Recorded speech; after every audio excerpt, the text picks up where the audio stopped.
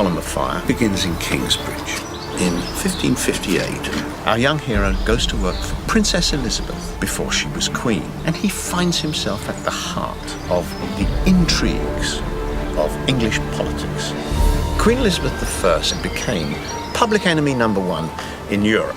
Everybody wanted to assassinate her, the Pope, the King of Spain, the King of France. And so she set up the first English secret service to protect herself. The young hero of A Column of Fire goes to work for her. He's a sort of 16th century James Bond.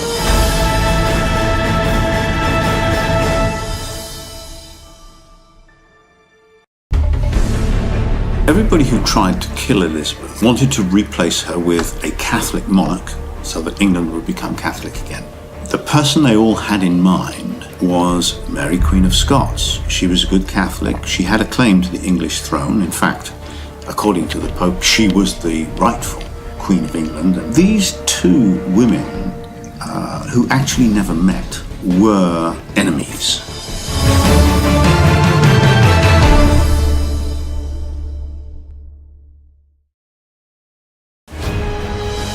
This is the National Portrait Gallery. The fictional characters in the book are, of course, made up by me, but there are quite a lot of real characters. And this is where I come to find out what those people looked like. Queen Elizabeth I of England, here in her prime, about 40. Look at the strength in that face. She needed to be strong. This painter has caught her vanity, incredibly elaborate dress, very careful hairdo, thick white makeup. I think what he hasn't caught here is what she was famous for, which was for being a flirt. This was a powerful political weapon for her. Paris in the 16th century was very different from the city we know today. I wanted to look at bits of Paris that still appear the same as they did in the 16th century. This is a map of Paris in about 1550. It's a wonderful piece of work because it's half a street plan and half a bird's eye view. This helps me to imagine my characters moving around these streets.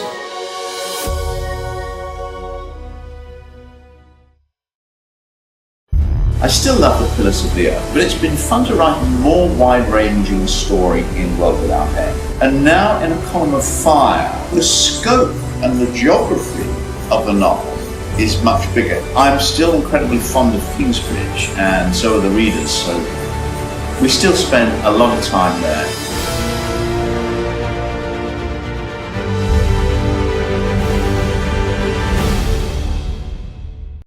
In the 16th century, the richest city in Europe was Antwerp. Here there were Jews, Muslims, Catholics, and Protestants. An interesting place to take my readers to as part of this international drama.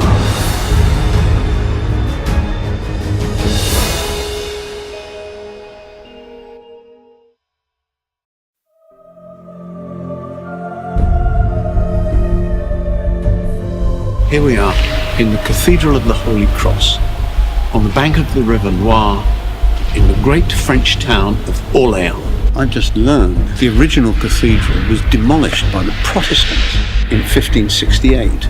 They blew up the 4 pillars supporting the bell tower. It destroyed pretty much the whole building. Such a dramatic episode, I think I'd better put it in the book.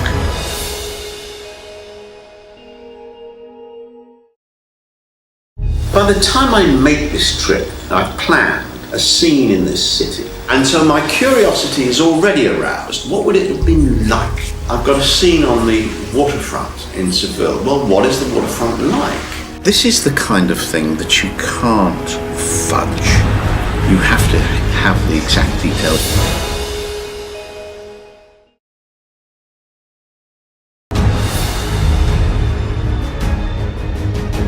I'm in the Museum of London, in the heart of the old city of London, and I'm here to find out about the clothes that my characters would have worn in the 16th century. Here is some very mundane 16th century clothing. A brown sock, knitted, Knitting was a relatively new thing in the 16th century. Looking at a shirt, very beautifully embroidered. I think I'd like a shirt like that.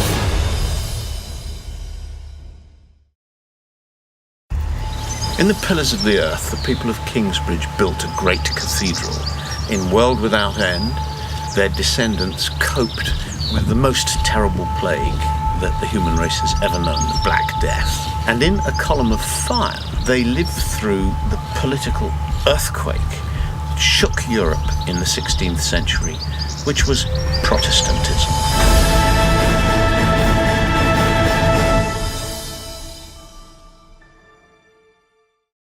Queen of Scots escaped from a prison in Scotland.